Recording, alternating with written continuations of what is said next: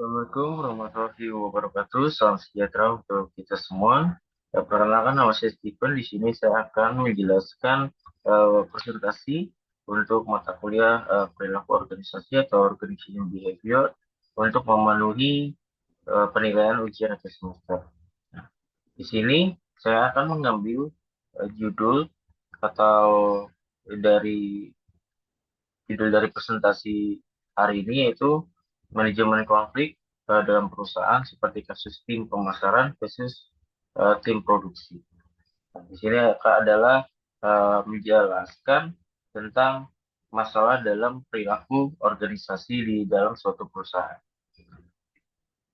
Nah, contoh kasus konflik seperti dari judul yang tadi, itu konflik antara tim pemasaran dan tim produksi. Misalkan tim pemasaran itu menjanjikan pengiriman produk dalam 7 hari dan tim produksi itu membutuhkan waktu 10 hari karena keterbatasan mesin dan juga tenaga kerja.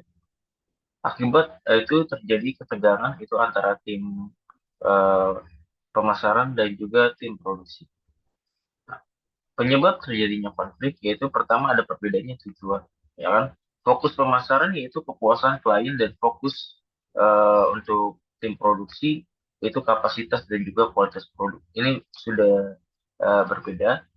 Terus selanjutnya itu kurangnya komunikasi. Itu tidak ada koordinasi sebelumnya. Itu seperti janji pengiriman yang dibuat dan tekanan internal atau eksternal dari masing-masing divisi. Itu ada target penjualan yang menekan tim pemasaran dan kurangnya kolaborasi antara tim. Itu bekerja terpisah tanpa sinergi atau lintas divisi. Dampak dari konflik ini yaitu yang pasti penurunan kinerja tim. Itu menurun, motivasi turun, dan merasa membuat eh, kurang nyaman dan juga kerjaan yang dilakukan bersama tim itu merasa terganggu juga.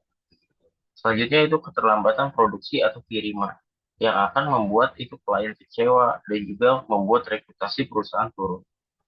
Selanjutnya itu suasana kerja itu menjadi negatif karena ada ketegangan, ada konflik antar divisi itu membuat eh, pekerja itu menjadi kurang nyaman dan timbul rasa saling menyalahkan atau komunikasinya yang menekan.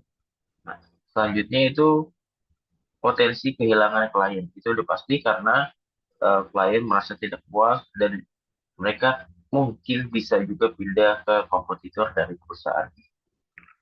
Nah, cara penanganan dalam konflik ini dalam eh, perilaku organisasi yaitu pertama meningkatkan komunikasi antar tim yang pasti itu mengadakan briefing bersama sebelum bekerja itu saling update progres dari tim pemasaran seperti apa dan tim produksi seperti apa menyelaraskan target bersama itu menyediakan ruang diskusi antara manajer pemasaran dan juga produksi menerapkan SOP atau batas yang jelas itu standar waktu produksi itu harus diketahui oleh tim pemasaran dan juga pelatihan kolaborasi dan manajemen konflik itu meningkatkan soft skill dan juga kerja lintas divisi.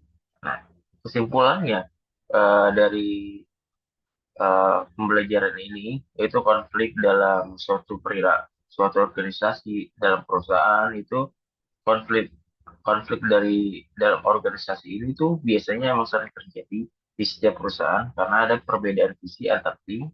Ya, maka itu jika tidak ditangani akan berdampak negatif pada performa dan juga citra perusahaan, komunikasi, kerjasama, dan sistem yang jelas itu adalah kunci dalam penyelesaian.